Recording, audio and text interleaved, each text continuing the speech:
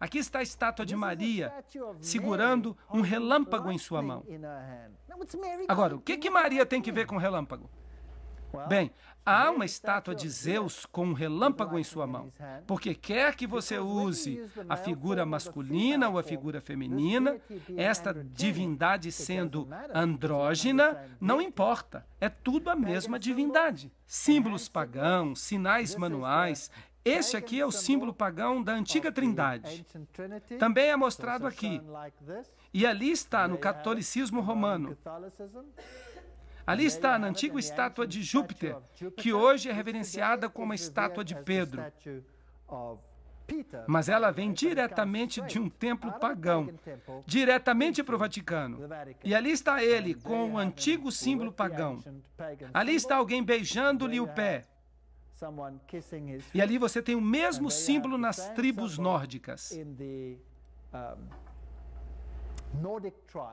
Ali está a mão de Buda, exatamente a mesma coisa. Ou você pode ter desse outro jeito, com 3 dedos. Ali está no papado. Ali está o mesmo símbolo no budismo. Conseguem ver isso? Eles usam exatamente a mesma coisa. São exatamente a mesma coisa, certo? Por trás dos bastidores. Agora vamos falar das catedrais mais modernas. Aqui está o símbolo do Sol e um yin-yang tríplice, que é o antigo símbolo da adoração do Sol. Você o encontra na Catedral Católica Romana e esse aqui é fenomenal. Aqui está o símbolo num piso de Londres, a principal catedral católica, o antigo símbolo tríplice yin-yang, que foi reduzido agora apenas a 2, representando o bem e o mal. E no meio de tudo isso está essa estrutura. Se você não está satisfeito ainda, deixe-me levar você para esta catedral romana. Esta é uma catedral onde as pessoas mais importantes do mundo, eu estou falando aqui dos líderes mundiais, é aí que eles vão.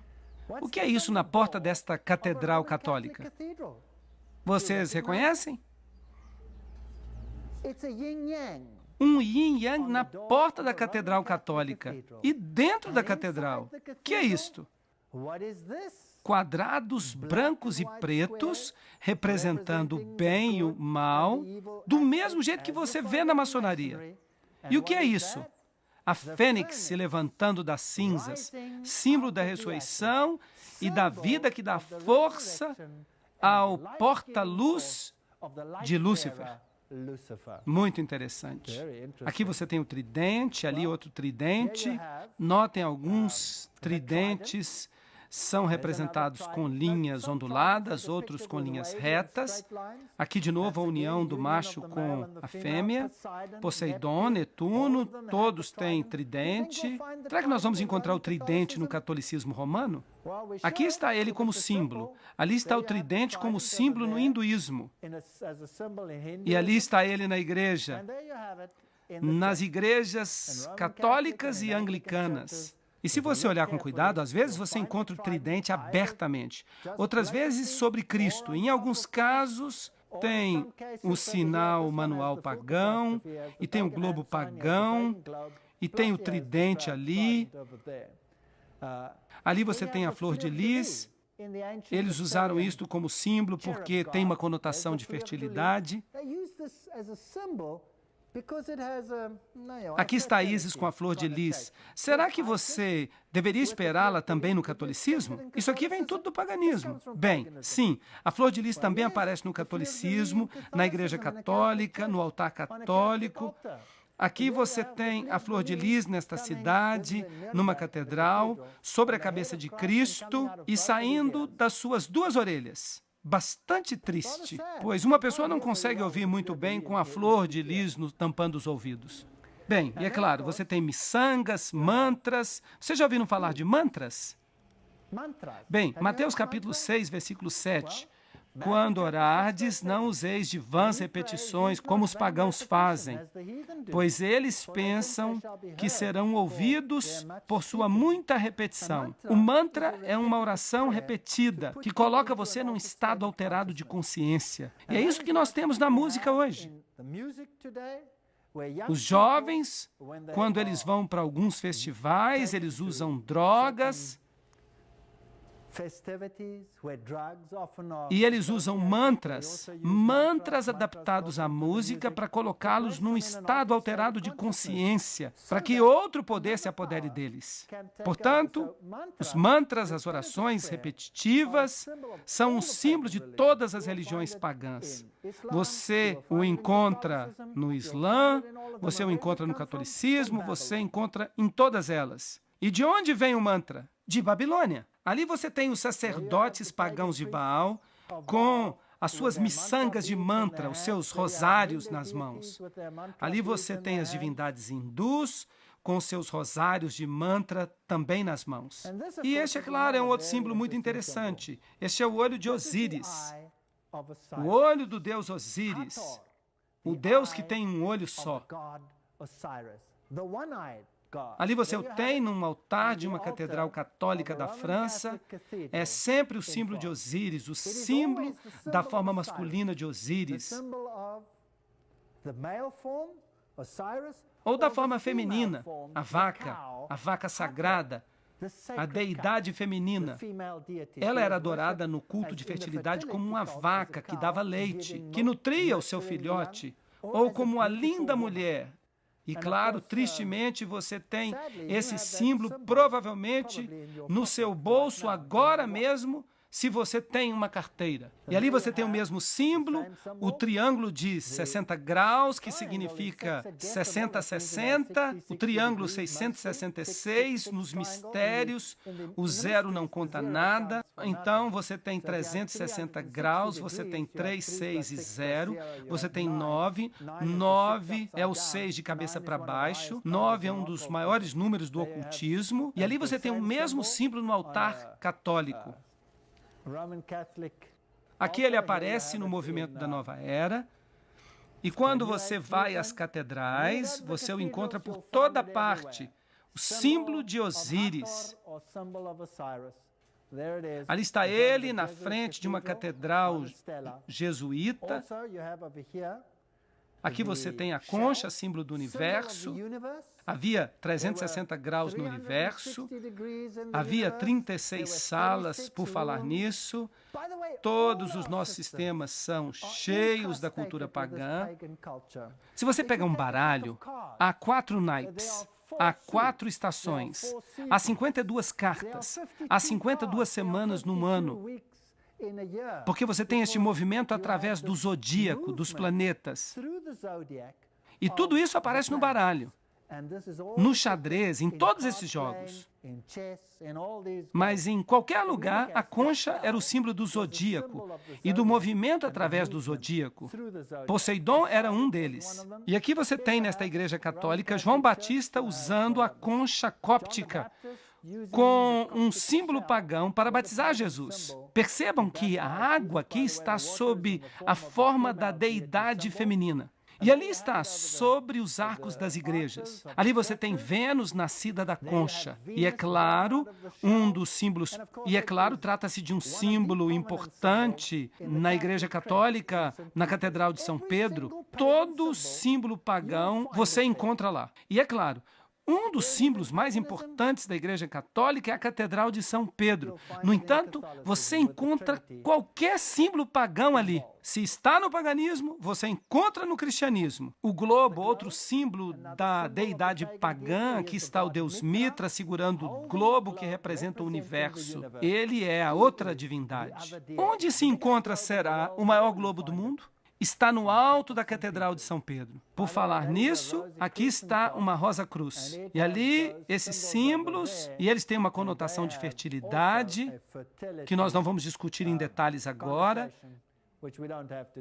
Aqui está o globo também. Você vai encontrar muitos globos aqui. O globo como símbolo de Mitra.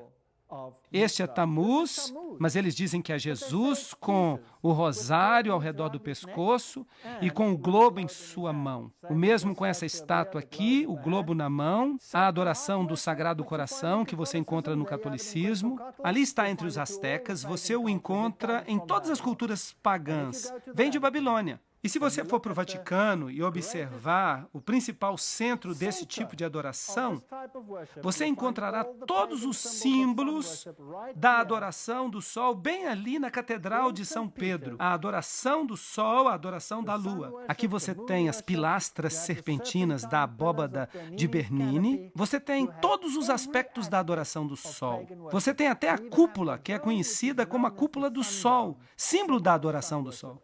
E no chão das catedrais, você encontra os símbolos do zodíaco. E a observação das estrelas, a astrologia, todas essas coisas que faziam parte da cultura dos caldeus.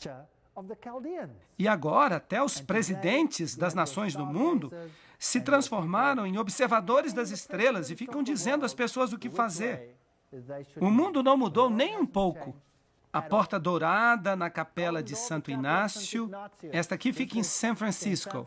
Ali você tem o unicórnio e ali você tem todos os antigos sistemas, desde a fênix até o dragão, ao pavão, ao antigo Rho e o Ki, que representam 660, mais o círculo, que representa o 6 ou o 9.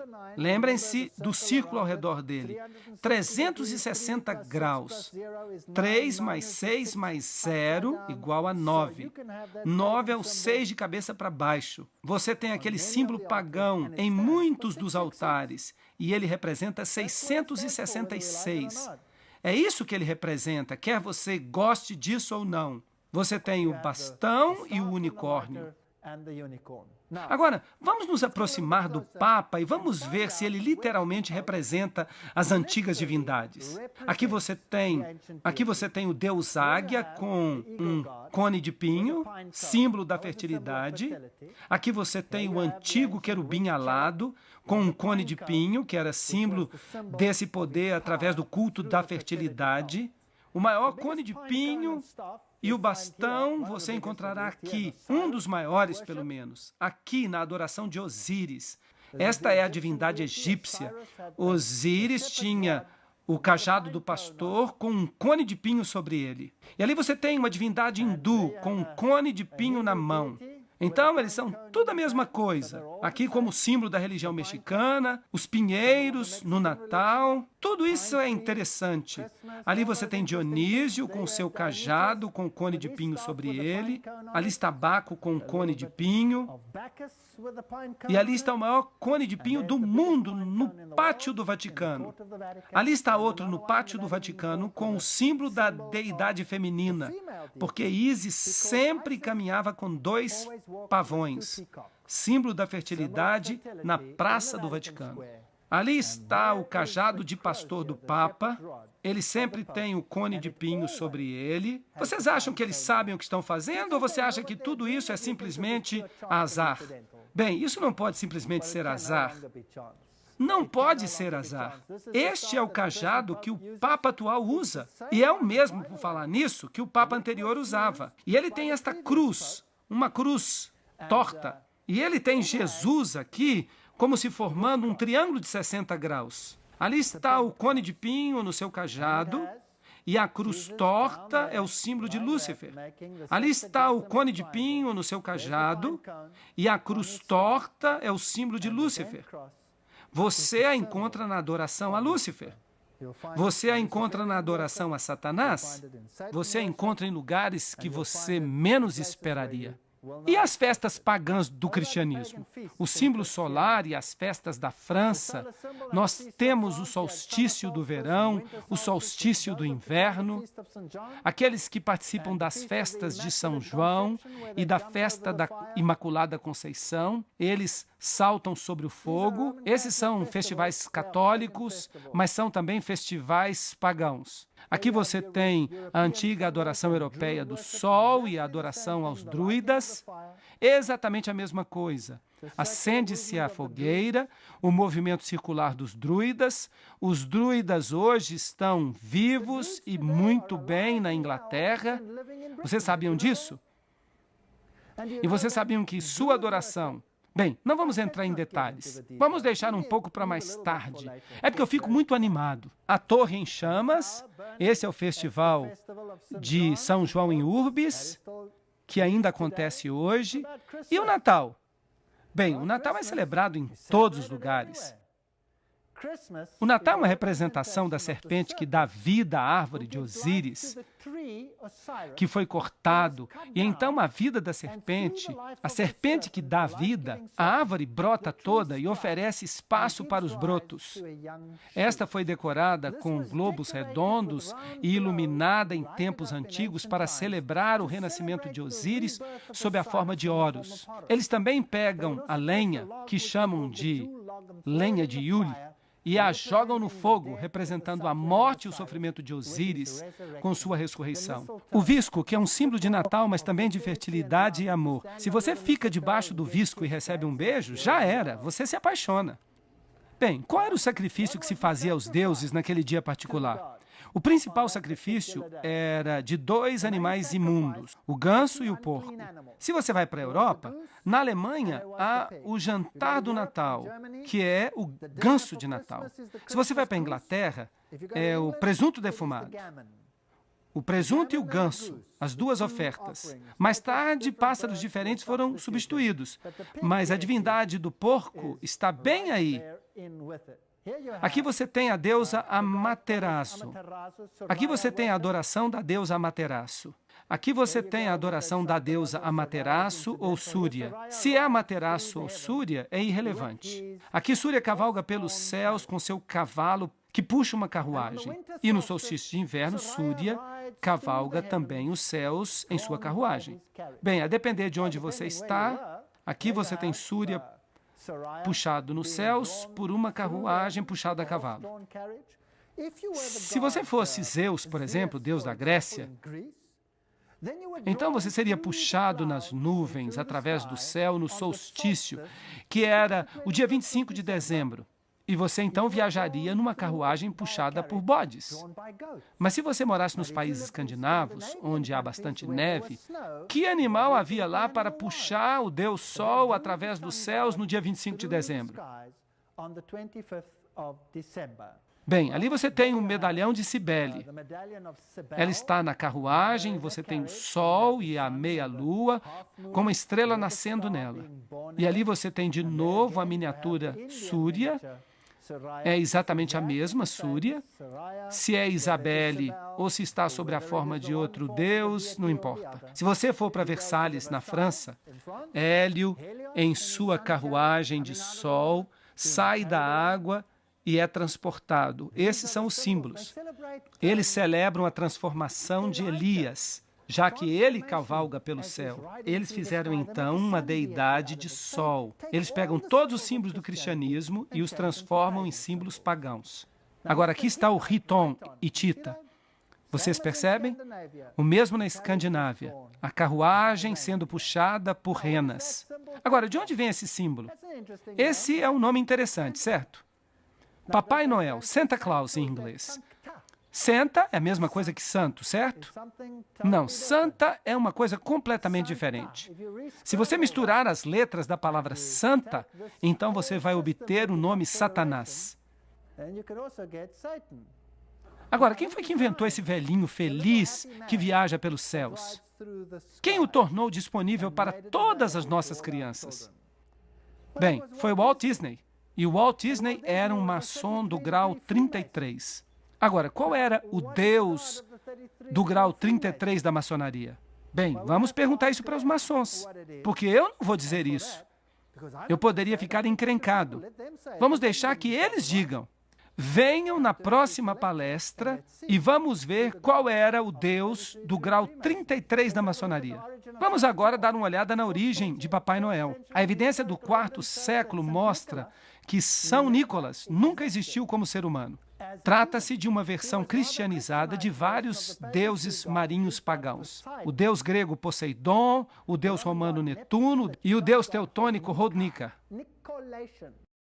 Os nicolaítas, por falar nisso, a Bíblia diz no livro de Apocalipse que Deus odeia as doutrinas dos nicolaítas. Aqueles que servem no trono de Nicolas. O Apocalipse diz isso sobre eles. Mas aqui nós temos Nicolas viajando pelo céu. E nossas crianças dizem, por favor, Papai Noel, São Nicolas, traga-nos um presente. Onde é que Jesus fica no Natal? Ele não fica em lugar algum no Natal. Nos primeiros séculos da igreja cristã, muitos deuses e deusas pagãs foram humanizados e convertidos em santos cristãos. Quando a igreja criou o personagem de São Nicolas, Papai Noel, eles adotaram o título de Poseidon, o marinheiro. Eles pegaram seu sobrenome de Nícar. Vários templos de Poseidon se tornaram templos de São Nicolas, dos nicolaítas, a quem Deus odeia. Qual é a teologia de Papai Noel? Fala-se de Papai Noel para a maioria das crianças. Número 1, ele é onipresente, ele pode visitar centenas de milhões de lares numa noite. Número 2, ele é onisciente. Ele vigia cada criança, ele vê tudo, ele sabe tudo. Ele sabe se elas foram boas ou se foram más. Ele tem grandes poderes, ele pode fabricar presentes para centenas de milhões de crianças em uma noite. E cada um desses presentes é entregue para a criança certa. Ele é todo bondade e todo justiça. Ele decide se as crianças são boas ou não. A que é que isso equivale dizer? Bem, o historiador eclesiástico Sócrates atribui a introdução do festival da Páscoa na igreja à permutação de um velho costume, assim como muitos outros costumes. Isso está na Enciclopédia Britânica, volume 7. Assim, é o centro da festa da Páscoa. Vocês sabiam que o Papa mudou o calendário para alinhá-lo? É por isso que nós temos o calendário gregoriano hoje, para alinhá-lo com a festa pagã de Istar e forçar a sua adoração no mundo cristão. Isso é paganismo. Nós pensamos que somos cristãos, mas não somos. Vamos ver a Enciclopédia Católica, ela vai nos ajudar aqui. O fogo da Páscoa é aceso no alto das montanhas. Esse é um costume de origem pagã, mas a igreja adotou sua observância na cerimônia de Páscoa. Eles admitem. Bem, a Páscoa, o ovo, Heliópolis, Tifão, o ovo. Onde você lê sobre o coelhinho da Páscoa e os ovos na Bíblia? Eu nunca vi isso na Bíblia. Mas aí está, ovos pintados antes de Cristo. Vem do paganismo. Vem da adoração do sol. Ali está outra roda solar que a Madonna está segurando. É uma representação moderna num altar católico. E a maior roda solar do mundo está na Praça do Vaticano. Aí está. Agora, esta é uma história interessante. Esta roda solar, ela tem 8 aros. Você pode contá-los aqui. 1, 2, 3, 4, 5, 6, 7, 8. No meio você tem o símbolo principal do Deus Sol, que é o círculo, com a cruz dentro dele. Vocês se lembram que eu mostrei para vocês o touro e o leão olhando na direção do círculo com uma cruz dentro? Esse é o símbolo da adoração do sol. E no meio você tem isto aqui. Veja, o símbolo de Osíris transportado do Egito para este lugar específico. E foi o Papa que o moveu para esse lugar. E ele contratou algumas pessoas para transportá-lo. E ele decidiu que, se aqueles que transportavam isso para esse lugar deixassem-no cair e quebrasse, todos os trabalhadores seriam executados. E foi por isso que foi muito difícil encontrar alguém disposto a fazer o transporte. Mas eles finalmente transportaram e o erigiram. Agora, a coisa interessante é que você tem essa imensa roda solar e você tem uma roda dentro da roda. Ali está, a roda dentro de uma roda maior. Agora, o trono de Deus em Ezequiel é descrito como uma roda dentro de outra roda. E aqui está o trono de uma outra divindade, descrito como uma roda dentro de outra roda. Nós temos hoje em nosso planeta um representante vivo, real, de todas as divindades de Babilônia. Em outras palavras, as roupas, o título Pontifex Maximus, podem todos se ligar através da história e estão todos presentes no papado. Eu não estou condenando a nenhum católico romano. Lembre-se que eu não estou falando de pessoas, eu estou falando de um sistema. Esse sistema o representa. E eu creio que há muitos sacerdotes no catolicismo que servem a Deus com o melhor de sua consciência e Deus os reconhece como seus filhos. Eu creio isso. Eu já me encontrei com muitos deles. Mas quando eles descobrem a verdade, eles saem de Babilônia como povo de Deus. Você não pode servir a Baal e a outro Deus ao mesmo tempo. Você não pode servir ao bem e ao mal ao mesmo tempo. Você não pode ter dois senhores. Portanto, há uma escolha a fazer. Agora, se nós sabemos que esse sistema não representa Jesus Cristo, mas representa o portador de luz, nome oculto de Lúcifer, então nós precisamos tomar a decisão. E eu estou lhes dizendo hoje à noite que eu creio, de fato eu sei, eu estou convencido. Vamos falar desse jeito, que nos mais altos círculos, no interior das principais sociedades secretas dentro do sistema, eles sabem exatamente o que eles estão adorando. E eu vou provar para vocês nas próximas palestras. E eu vou colocar uma citação na tela, mostrando qual é o Deus que eles adoram. Eu vou mencionar o nome. Então nós temos um rei de Babilônia hoje. Se alguém se prostrar diante dele e aceitar a sua autoridade acima da autoridade de Deus, então essa pessoa está se prostrando ao sistema e se torna súdito do rei de Babilônia. E nós, como cristãos, não deveríamos fazer isso. Porque a Bíblia nos diz: saí dela, povo meu, para que não sejais participantes dos seus pecados. Eu sei que esta é uma informação terrível, mas o que eu fiz foi mostrar para vocês o paganismo. Eu os levei até a Babilônia. Nós passamos por todas as religiões e nós encontramos suas manifestações dentro do catolicismo. Desde o cajado que o Papa carrega, com as incrustações pagãs sobre ele. Ele sabe exatamente o que ele está fazendo e de onde isso tudo vem, mas tudo está oculto sob as vestes do cristianismo. E quando se faz isso, pode-se chamar isso de engano. Agora, eu fui católico, e quando eu vi estas coisas, quando eu estudei Daniel capítulo 7, eu fiquei devastado, eu fiquei doente, porque eu era de fato um sincero católico. Eu fiquei doente, eu estudei as escrituras e eu fui para as bibliotecas para ver se essas coisas eram mesmo assim, e elas eram assim.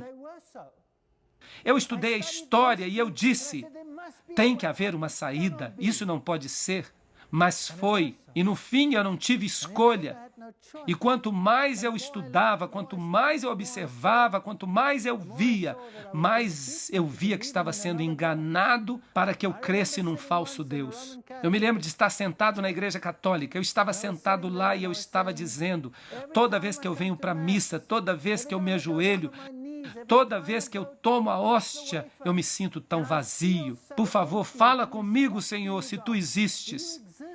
E eu me sentei naquela igreja e eu disse, Deus, se tu existes, revela-te a mim e mostra-me que tu existes, porque eu não posso compreender esse ritual. Eu não estou feliz neste ritual. Eu preciso de um relacionamento no coração. Dize-me se tu existes. Esta foi a pergunta mais perigosa que eu já fiz, porque ela me levou até a Bíblia. E ela me levou a compreender as coisas que eu mostrei para vocês hoje à noite. Eu não condeno nenhum católico. Eu já fui católico, toda a minha família é católica, e eu amo a minha família. Eu não quero que eles se percam. Eu não quero que ninguém se perca. Eu não estou condenando, eu estou revelando. Escolham neste dia a quem vocês vão servir. Obrigado por terem vindo e voltem para as próximas palestras. Por favor, não as percam. Obrigado por terem vindo.